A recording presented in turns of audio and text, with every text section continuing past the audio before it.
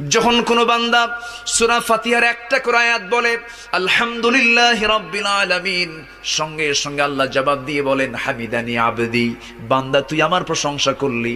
আর রহমানির রহিম যখন বলে আল্লাহ বলেন আসনা আলাইয়া আবদি।